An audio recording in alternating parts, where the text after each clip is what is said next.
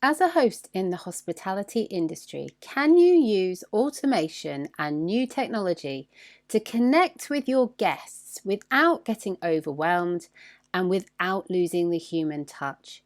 Here we learn from best practice and what others are doing to reduce their workload and yet continue to get rave reviews.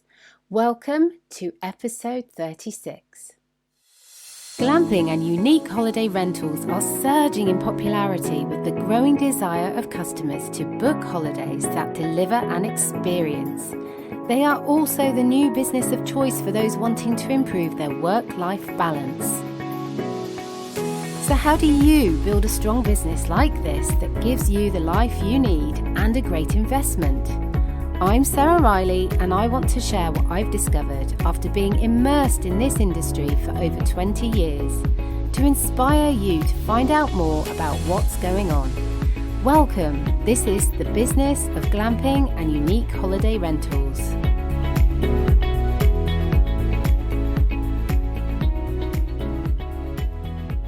Hello, welcome, thank you for joining me.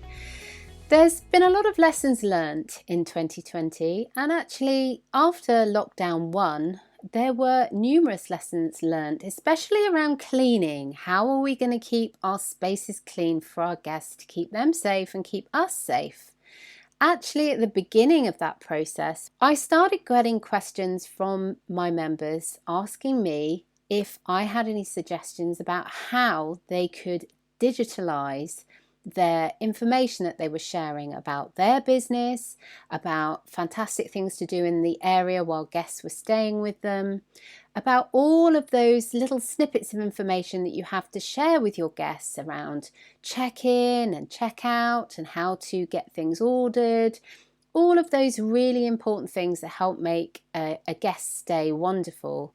But they didn't want to include it in the space anymore as a physical item because all those physical items would now need to be cleaned. So as a result, I went out and found a business, Touch Stay, and Andy, who was there, who helped us go through the process of digitalizing the information that members were providing into a digital guest book. So this was something that worked really well during lockdown 1. Many members took it on. Andy even shared a fantastic little discount because of the pressures that everyone was feeling at the time. If you want to use that discount too, Andy has agreed that I can pass it on. It's GLAMP10. If you go to Touch Stay and you will also want to set up a digital guest book, that will give you 10% off. And what that has done, it's allowed us to really understand how we can use new technology in a way that actually, rather than reducing the human touch, it actually enhances the human touch. And it helps to welcome guests before they've even arrived at your premises. And then while they're there, it gives them all the information and everything they need to know to make sure they enjoy their stay. And then following that, to encourage them to make a repeat booking or even to leave a review when they've left. Now it's working out incredibly well, and it got me asking, are there any other things we can do? Are there any other bits and pieces, new technology, things that we can embrace and use to help our guests enjoy their stay more, to reduce the burden on the host, because it's quite time consuming to constantly have all these human touch points with the guest. What can we do to actually help remove those pressures? So I got back on a call with Andy to talk about the best practice and snippets of gold out there that we can all learn from to help lighten the load and enhance customer service at the same time. This episode is brought to you by the Startup and Grow Club, which offers an accelerator program and a support group for those who want to set up their unique holiday rental and glamping business quickly. So if you want to build your support system so you can build your business, go to inspiredcourses.com/club. So over to Andy. So thank you so much, Andy, for joining me. And we've had some really interesting conversations, and some of the conversations have been around how we're using so much more technology than we've ever used before in all industries, but certainly in the glamping industry and unique holiday rentals, I've seen a real uptick in the amount of hosts that are using different types of software, websites, management systems, all this kind of stuff. But in doing so, we also do, I suppose, potentially give away that human touch that we so often need. And actually in this industry has always been a very valuable part of the service, is making sure there's that human touch. But with everything that's happening with the health crisis, and that the human touch isn't necessarily something that everyone's welcoming at the moment, and we have to be a bit careful with, distancing. And I really hope that we'd be able to talk about a few things that you've seen from your umbrella view of things that have worked in the industry, things that hosts have done, and potentially things that we can all learn from. So is there anything you specifically have discovered that stood out to you? About this particular period we're in, or generally even before? Well, both COVID? really. I suppose it's that from this period, what people have done, but also have you seen things in the past prior to this period that you thought have just been so good? Yeah, absolutely. And we've been talking about guest experience, and I always kind of hate the word guest experience, this phrase guest experience, because, well, not hate it, but just because it's very difficult to define what that actually means. And we've always thought about guest experience as the bit that starts from the moment they search and find your place, through the booking, through post-booking, through pre-stay, through the stay, and through post-stay. In other words, it's the entire cycle. Whereas a lot of people think, oh, guest experience is about when someone arrives. And it's really not, because first impressions count, don't they? And Absolutely. we're all taught not to judge a book by its cover, but the reality is, well, this industry, that very much counts. My eyeballs on your website, or the ease of finding you, are my first impression. And with so much increasing professionalism that has happened over the last couple of years, in the very best sense of that, because professionalism can often mean, well, corporate-y, and no, the best sense of that. It does mean that I will have lots of other choices as a guest. And so we've been talking about that for a number of years, even before COVID. And in fact, we've spoken, we being us as a company, but actually also Tyann, who's our community ambassador, and we often talk at conferences and events about the guest experience. And we try to break it down into the stages of the guest journey, a little bit like what I described just now. So it would be it'd be booking, post-booking, pre-arrival, during stay, and then post-stay. So there's those 5 kind of phases.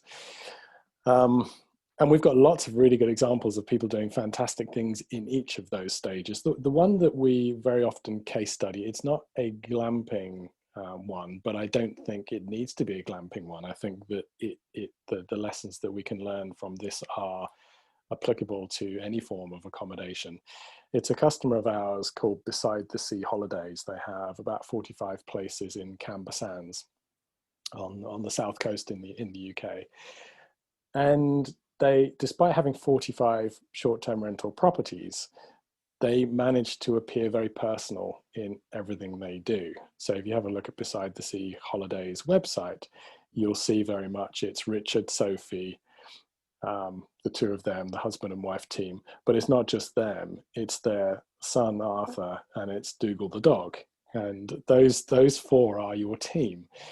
And of course they have, a very important cleaning crew, etc. But you always get the sense that you're a part of that family. And that isn't a kind of a throwaway, let's put it on the website and try and pretend that's what we are, so that perception doesn't become reality. It's very much a case of perception meets reality. So not only as a guest am I judging you on first impressions, but I know that those first impressions are going to be the reality as well. And so they start with a website, but they make the booking process easy. They've got beautiful copy on there, lots of lovely articles. But beyond that, the moment you book with them, you get a nice email back from them And often what I found staying in places over the years with my family, etc., so over many years, look at my grey hair, I have found that there is often this kind of tumbleweed ghost town thing that exists post-booking and pre-arrival, where it's almost, and I know people don't think this, I know the person I'm staying with doesn't think this, but it's almost like, thank you for your booking, I've got your money, I'll see you when you check in, you know, or not. And there's a whole heap of opportunity post-booking, pre-stay, where me as a guest is ready to consume, is ready to get excited, is ready to feel the energy, particularly as I approach my stay. And yes, I want to see an email confirming my booking and dates of stay, and probably you will send me the terms and conditions or some kind of contract or whatever your process is to formally, you know, get all the nuts and bolts in. But I also want like to feel emotionally connected to the place. I am spending very often a lot of money, possibly the largest sum that I would spend on anything in a year, bar my mortgage probably. And yet there's this mismatch between the love and attention I get. And I don't mean to sound kind of needy, but this is the reality. I think a lot of guests these days is that they are hungry for that information. And so I would take a look at Beside the Sea, and I know you can't book a place and see their process post booking, but trust me that that's what happens. They curate messages through to you before your stay, and then when you arrive, in fact before you arrive, you get access to, this is my small plug, you get access to the Touch Stay guidebook. They're a Touch Stay customer, which tells you everything you need to know about your stay. But and that's a great help because it takes away that pain of me having to know, where do I pick the key up? What time do I have to be there again? Where do I park when I get to Canberra Sands? Because it's notoriously awful for traffic, you know, etc. All those things. So I get that. And then when I arrive, there's a beautiful handwritten note on the table. This time, I think, because I've stayed with them a couple of times, this time I believe there may have been a bottle of wine, like a small case of macaroons. I think there was a loaf of bread, all from the local farm shop. And then they check in with you. So after 24 hours, it's not intrusive at all, but because they live on site, you get a little knock on the door. And it was socially distanced last time I was there because it was August. So it was a conversation from the doorstep. And it just was the whole package all the way through of the personal touch. And so coming back to your original question, that's a great example to check out.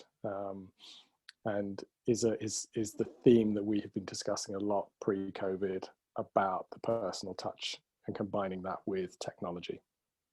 Absolutely, couldn't agree more, especially about the guest experience. And also, as a mother and, you know, part of a family of 4, when I book a holiday and I go away, I get a bit anxious. You know, have I made the right decision? Am I going in the right direction in terms of, you know, getting there and directions? And, you know, what am I going to find when I get there? And is my car going to be okay going down the lane? All of these things which can be, you know, dealt with in that booking or pre-attending the actual location phase. And I think I really do love that. I think that super important, especially to generate that connection, so that you already, before, when you've arrived, you always feel that you know them, you like them, and you trust them to give you a good holiday. And for me, that's essential as a mum.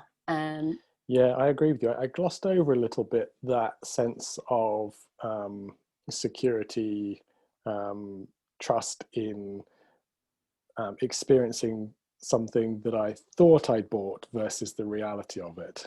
You know, you can go into we don't do this very often, but I used to work at Gucci. So you could go into a Gucci store and you could buy a really expensive handbag, but you never took a chance on it because you knew that it was going to be fantastic and you could touch it and feel it and smell it and know it was the real deal.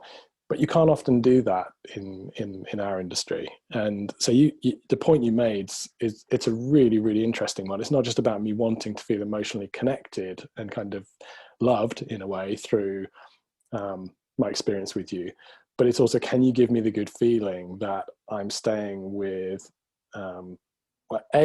somebody who's going to deliver on what they say, but B, in a place that is going to be like it was when I saw it on the website.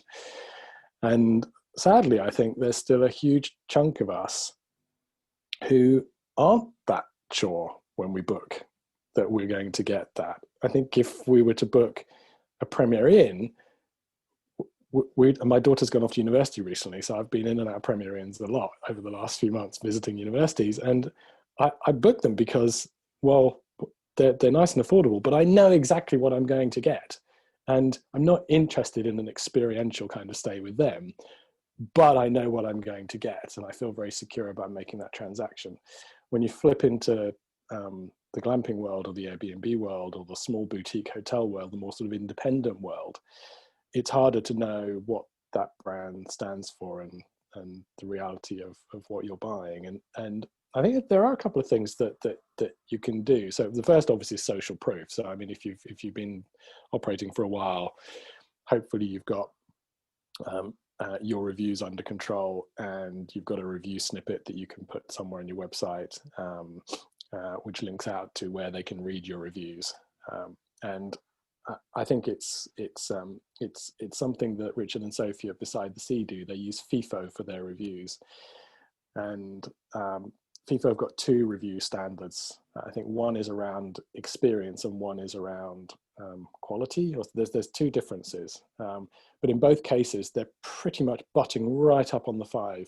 It's like it's 4.9 plus, something like that, with lots and lots of them, and they're avid about doing that. They also try to get guests to leave Google reviews as well. I'm no SEO expert, but I'm led to understand that kind of thing is quite important. Love or hate Google. But I think reviews are really important. But I would say more than reviews, it doesn't have to be that I see a review to understand and trust in something. It's the quality of the photos I see. It's the quality of the copy that I see. And okay, maybe we don't all read as much as we used to, and we've got fleeting attention spans. But that's the very reason why having really excellent micro copy, micro meaning it doesn't have to be paragraphs and paragraphs. It can just be really to the point, clever copy. And just a couple of lines of well-phrased copy that capture the essence of you, that don't feel like corporate jargon speak, can make all that difference about trust as well. So that's my feeling on trust. I digress slightly.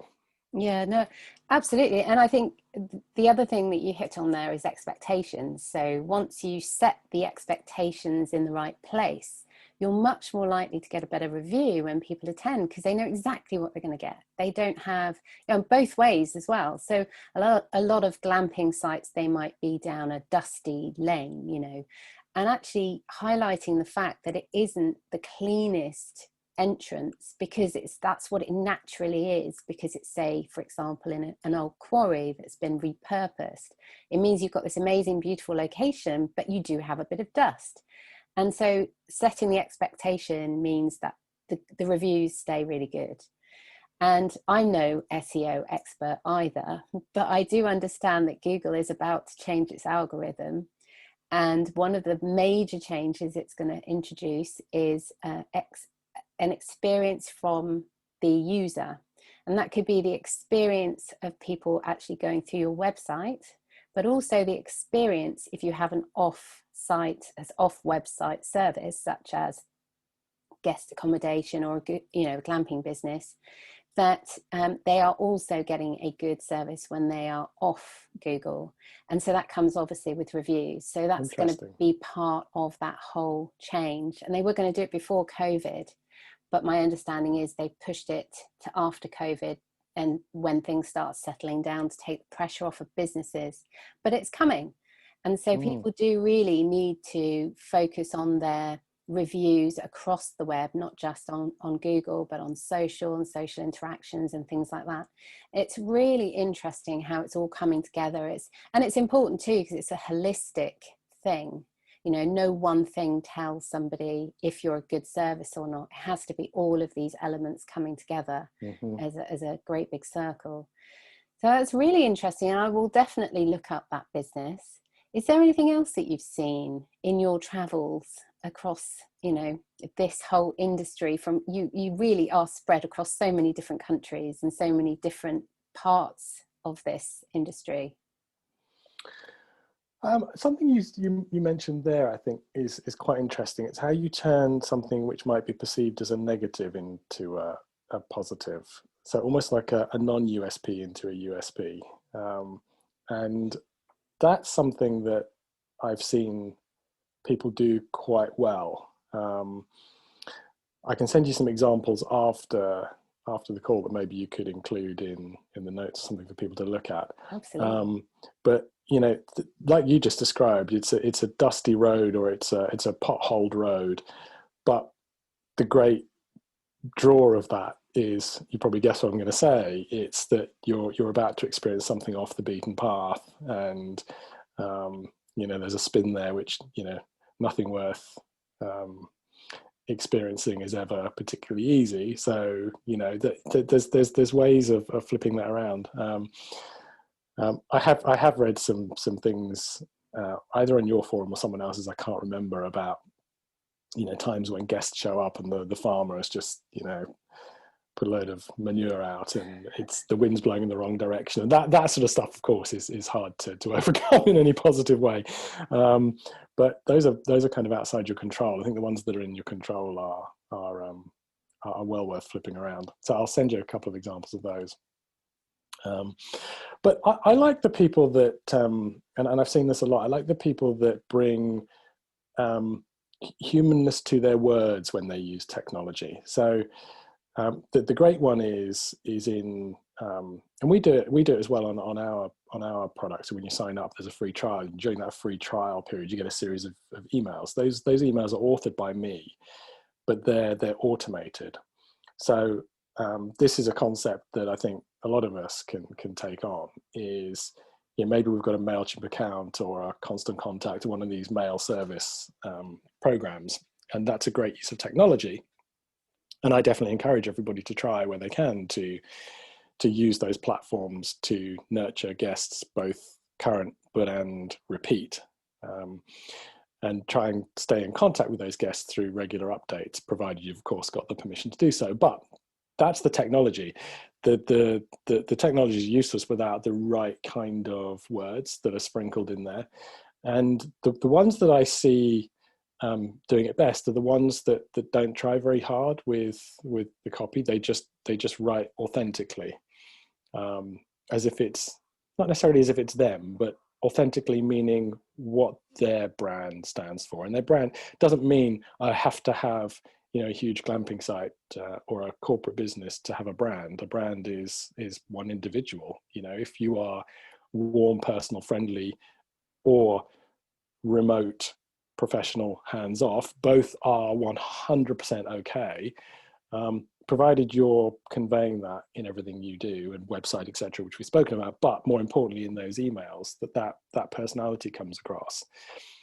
I think that's terrific, because it will match the perspective I took from your website when I booked. That experience of what you stood for and what you told me on your website will flow through into those emails, provided they've all been done genuinely. So that's where I think there's some real gains to be made. Is technology is great, and there's tons of it to make processes efficient in our lives, hopefully easier, though not always. But there's every opportunity in all of these to insert the human touch into it. Even a post-booking screen, on your website it doesn't have to be, like, thanks, we'll get in touch in 24 hours or something. It can be like a nice page that happens afterwards, which is a picture of you if you're that way inclined, or and a short thank you message, and just a couple of lines. It's those sort of things which are not difficult to do, but make that technology flip from machine to a personal feel, without you having to do this for every single guest, because the technology will take care of it for you. Absolutely. And as we use technology more, the human touch is probably more and more needed. But when we're going through the booking process and booking a holiday or booking a stay, we're really excited, but we book, and that's a big exchange of money. You touched on it earlier. You know, the only other thing you spend that much money on is your mortgage. Mm-hmm. And, you know, that's scary, especially now with what's going on. So actually you need to lift up that anxiety and say, you've made the right decision. Here's what's waiting for you. This is the exciting thing that you're about to embark on when you come and visit us. And it's that lifting them up so that they don't get that, you know, after buying something, depression or anxiety. It's that, yes, I'm really excited that I did that. And I'm now really planning for my stay. I'm going to think about what I'm going to take. I'm thinking about what I'm going to do when I go there, and I'm going to do a bit more, you know, research around activities, and you know, the owner can make it really easy for them to do that. And it can just be a simple page on their website, can't it, giving them some easy tips and locals knowledge on secret places to go and visit, to get them really excited about where they're going and what they're going to do. Yeah, I 100% agree with that. My whole reason for looking to start Touch Day many years ago was because, and my business partner Joe had the exact same perspective, but from a different position. He was at that point a single person traveling a lot. I was married with kids traveling a lot, but we both had the same experience, which is that whenever we stayed with somebody, we first of all, we were new to an area, and I'm old enough that it wasn't always flip to Google and try and search something. But even now, when you can flip to Google or look at TripAdvisor or something, it just takes forever to find something reputable. Simple stuff. Where's a good place locally to go and get ice cream for my kids? Or what is the best pizza restaurant? And when you do those kind of searches on the web, I kind of lose the will to live sometimes, because you just get a sea of choices, and then you find yourself kind of going down rabbit holes. You know, what's the review on this one? And like start reading reviews, and oh no, that's got one bad review, I won't go there. But you know, it really is a bit of a minefield for a guest who has, after all, a really limited time to spend on holiday. And do we want to be doing lots of research and getting frustrated with finding good places, or not doing research, taking a punt on something, not having the greatest experience and wasting money in the process? Or, as very often happened, because I am that kind of person, I would just ask the person I was staying with. I would either be emailing them or texting them or whatever, or calling them sometimes and saying, you know, where's the ice cream place? And all the time I would get these real nuggets back from, like gold, from people. Oh yeah, there's one around the corner. It's just a 5-minute walk, you know. And in an instant, I'd got the answer, and I knew that when I got there, it'd be great, and it was great when I got there. And those are the kind of things that only people who are local to that area, i.e., the people that are running the glamping site or the Airbnb or the small boutique hotel, you know, all of that stuff. And don't underestimate the importance or the power of that. It's this asset that you have, which you're not charging for, but you're certainly bringing value to the guest. And hopefully the payoff is better reviews, a much more satisfied guest, a guest who may share on social and who may tag your business, and a guest who will go back home and tell people about it. Not tell people I got great ice cream there, but tell people, you know, I stayed at this really great place. And they may not specifically say why it was, but all of these little things add up to a big positive experience. So yes, I think being able to curate things that your guests would typically want to know and do when they're with you, even the basic things, maybe it's not as relevant in glamping, but where is the nearest grocery store or the nearest farm shop or something like that, where I can go and stock up and come back and cook. But I don't know, there are probably equivalents in the glamping world. Where's the best place to get, you know, my fresh fish or something to cook outside? You know, I don't know what it might be, but all of those, you know, as a glamping owner, those things that your guests have either asked you multiple times in the past, or don't know about, but that you know they will get a real kick out of.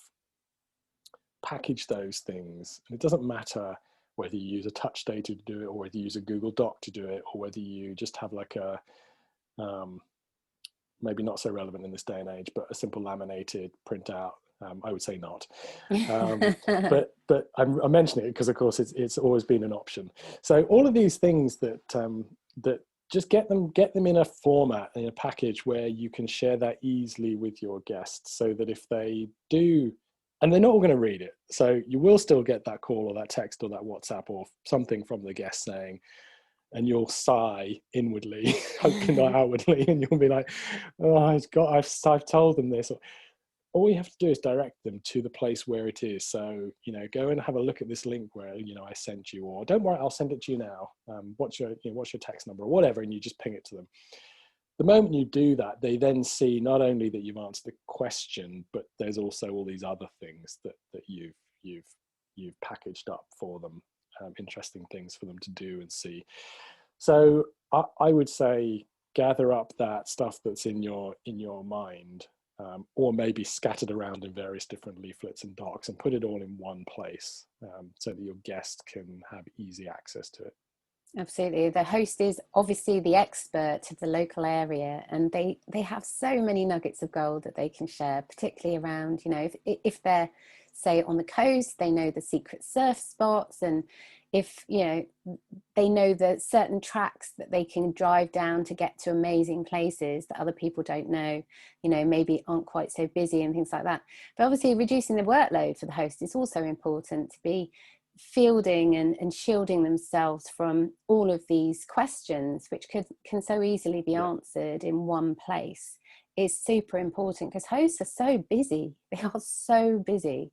And they love what they do, and they love the fact they're busy, because that means their business is prospering and so on. But it's still great if they can use some technique to take that burden away without a negative impact on being able to generate and build a connection and some kind of relationship with the people who are going to stay with them. Because the more that connection is built and that relationship is built, the more likely they're going to return. And that return is super important, as we know, because a returning guest is a cheap guest. There's no expense to getting that guest. There's no ads that have been put out. There's nothing that's had to be paid for. And that's what you want, a returning guest. And you get that with that personal touch. And that's what I really love about what you do. You allow the owner, the host, to really give that personal touch in what they offer and the information they provide. But in this new kind of post-COVID world, in a way that is really simple to use and doesn't require something that people have to touch or print or hand out or give hand to hand, that kind of thing, which some people are a bit nervous about now. I agree. I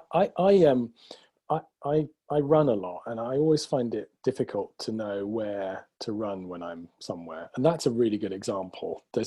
You don't have to be a runner, you could be a walker, and I guess in the glamping world there's going to be tons of people who want to do that kind of stuff. And that walking is not so we have an integration with Google Places, so it works really well for restaurants. If you want to add restaurants, you pull it from Google without having to manually do it. But a walking route isn't a Google Place. But you can, and it doesn't have to be that you utilize our software to do it, but you can on our software, you can put a pin on a map for the start of a jogging route or a walking route. But that sort of thing can easily be done on a Google map. You can just drop a pin there and show people. So I think those sorts of things, like I was saying, it didn't have to be the ice cream or the pizza or the grocery store, but it can be, as you've said, the secret beach, the walking spot, the hiking route, the jogging path, that kind of stuff. But I would also say, you touched on it there, it's how you get that to the guest.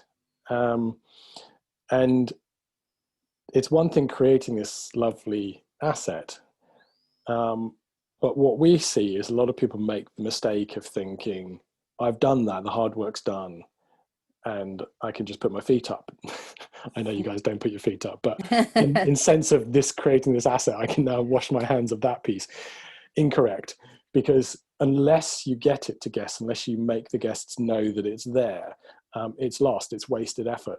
And so many people put it in their booking confirmation email, or here's a link to our guide.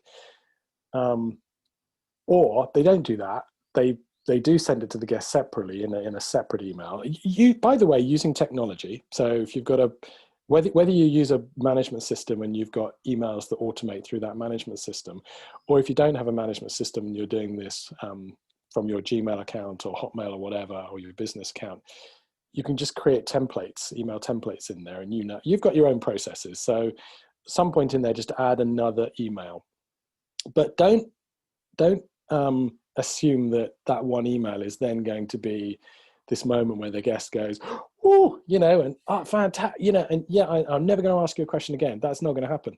So think about multiple ways that you can get that information to the guest. So post booking, great. But if you can seed another email, maybe even two, and it sounds like, oh, he's telling me to write loads of emails. No, you just create them once and then set them in your existing process, like we just described.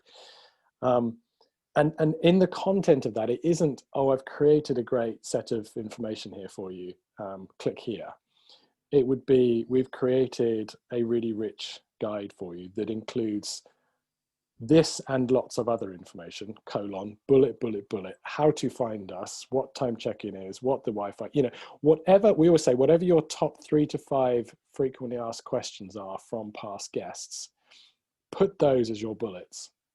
And then the next line underneath that, and lots of other useful content as well, something words to that effect. And that's important, because that's not only what we've spoken about there is how often you send it to guests via the email, but what you say in that email to encourage the guest to understand this isn't just this weird sort of guide that I don't really need, because I'll ask them when I get there kind of thing. It's really super important to help them to plan their arrival as well as when they're there. And then if you can, and this is great during COVID, QR codes have made a strong comeback. And not only COVID, but I think just because you used to have to download an app to read a QR code, didn't you? Whereas these days you just point your camera at it. So just have a small card. It doesn't have to be much bigger than kind of this kind of like booklet, with a QR code on there. Sat, somewhere prominent on the entrance to the bell tent or wherever it might be, with a similar kind of thing. We've created this really useful guide. Just point your camera at it. It gives you bullet, and they've arrived. So you don't need to say check-in time, how to find us, but it could be, the nearest surf spot, the great walking path, that kind of stuff. And then they scan it and they're in. So I think that, I've seen lots of people create beautiful guides that are out of this world. And in my opinion, the kind of people that do this really represent the very top end of hospitality, because they value this. They understand their guests value this. They don't see it as a nice to have. It's really an integral part of the entire experience. But then they don't follow through on getting it to guests. Well, they do, but they send it that once that I described. So I think thinking about this series of things that you can expose your guide to your guests, as well as how you make it clear what the value of that is as important as the content itself. Yeah, really good tips. And I like the idea as well of, if you have guests who have children, put something in there that will tempt them to get something for their child that's in your guide, but it just so happens to also expose them to all this other really helpful information. So for example, that we have a treasure hunt on our site, which so many glamping sites are able to do, because they have a lot of land and buildings and places to explore. And so the parent will say, oh, let's download the treasure hunt and get the child excited. But in doing so, they also, particularly if they use Touchstone, they will also see all these other things that host has put effort into to make available for everyone. I think that's really helpul. Absolutely. Really helpful. And there will always be guests who still ask those questions. It's just we're humans. Like I still will. But when you get that question, like we were saying earlier, it's like the inward sigh, count to 3 kind of thing. But just send them directly into the guide, whether it's us or whatever product you're using. Send them into the guide And with ours, you can get a matrix of links that you can send people directly to the relevant part of the guide straight away. In doing that, you have, like we said earlier, answered the question and then exposed them again. Despite the previous attempts, you've now exposed them again to what other things they could find within the guide. So yeah, unfortunately, there will always be guests who won't read, but c'est la vie, you know. Absolutely, and there will definitely always be them. So no matter what you do, no matter how hard you work. Totally. But one good thing to try and catch those last few who haven't accessed it before they come to you is to send an email just before they're about to leave to come to visit you, which says this is what you need to know before you leave home. And that's just one of the things that could be enough to motivate them, to open that email and find the link to the guide, which has the information they need. And it's fantastic. I love your word there, your description when you said a rich guide. We've created a rich guide. People love that you've put effort into putting this really good content together and curating it. So that kind of language also really works, doesn't it? Yeah, it does. When we get bombarded with stuff, don't we? And I feel for any guest out there, because I've experienced it myself. My inbox, my personal inbox is full, and unfortunately, we do need to be told many times. But you've made the really, really important point, is that no matter how many emails I've got, probably the day before I'm about to travel, I'm in that mode of, right, what do I need to, there was that email I saw, where is it? But if I get another prompt, I mean, you can send it by text or WhatsApp as well, of course, because ultimately it's just a link to your guide somewhere. That would be really important. And actually thinking about that with the form of delivery, we didn't talk about that. It could be email, text, WhatsApp, or any other messaging platform you use, because we all consume content in different ways, don't we? So I think that's a great idea. Where if there's a last minute kind of thing you could do to get the information to guests, I think it will have real punch. That's so good, Andy. Thank you so much. There's some really fantastic nuggets of gold there that you shared, and I think people will come away with some excellent tips on how they can really get connected with their guests even before they arrive, at the beginning of that, the guest experience when they're on their website first making the booking. And and I think that Touch Day definitely, from my perspective, really helps with that too, allowing the owner to maybe just put things into a different format that they may not have done before. One of the things over the COVID period that we're not out of the woods yet, but certainly at the very beginning, when owners were getting very anxious about changes they were going to have to make on site, one of the things they found as they were trying to remove a lot of documentation in their units, such as the guest guide book and things like that, things that they'd spent so much time putting together and were really proud of. But it was a physical thing that was going to go from hand to hand to hand. And they were really worried about how are they going to keep it clean? How are they going to keep it safe for owners for guests to, pass from one guest to another. So they decided to use a bit of technology to remove that risk. And many of them chose yours. And I know that there's been some great feedback. So thank you so much today, Andy, for everything that you've shared. You're welcome. Hopefully it was helpful. And thank you for having me. No problem at all. I hope to see you again in the Facebook group, and look forward to sharing some more nuggets of gold with you soon. Absolutely. Thanks a lot. See you. Bye. If we do better work, everyone benefits. We benefit, our guests benefit, and ultimately so does our bottom line. If you want to develop your own digital guest book, then I highly recommend you speak to Andy at Touch Day, and remember to use your discount GLAMP10. So I hope you can join me again, because I have some great guests lined up. But until then, take care.